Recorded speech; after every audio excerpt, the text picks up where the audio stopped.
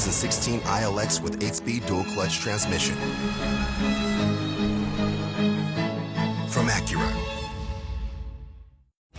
ESPN Today is brought to you by the new 2016 Acura ILX. Catch it if you can.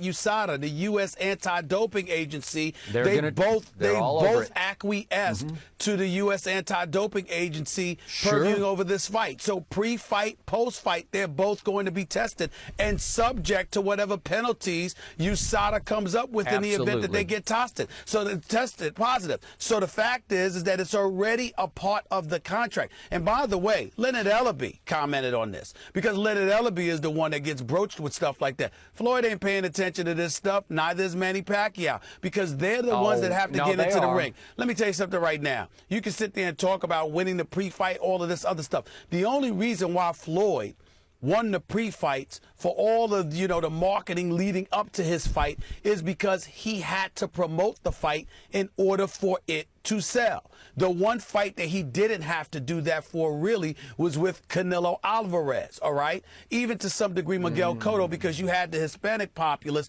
that was going to gravitate towards them. So all you saw Floyd doing was the 24/7 thing. Whereas with other fighters, whether it's going to Ghost Guerrera or Ortiz, Victor Ortiz or anybody else, he had to go out of his way to promote the fight, to sell it.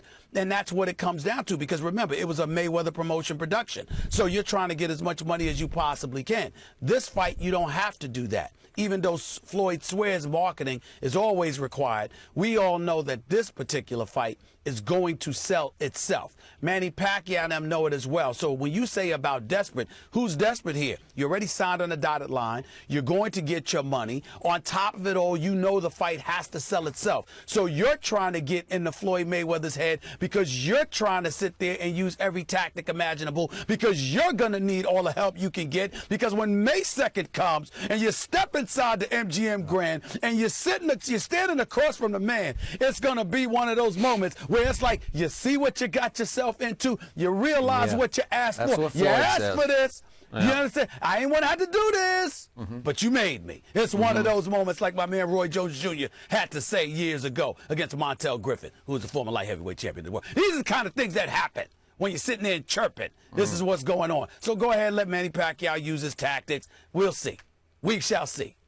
Manny is not chirping. He is attacking, and he will attack Floyd. He's going to get him out of character, out of rhythm, out of his usual fight plan. We're going to talk about Roy Jones Jr. in a little bit on this show and how he says that Floyd's going to have to win this fight. But, Stephen A., you're wrong about one thing. Trust me, Manny knew his manager was going to make a big public deal out of this. And trust me on this, now Floyd knows all about it, and I'm sure he's trying to laugh it off and shake his head. But inside his head, deep in his psyche, he knows Manny is coming for him.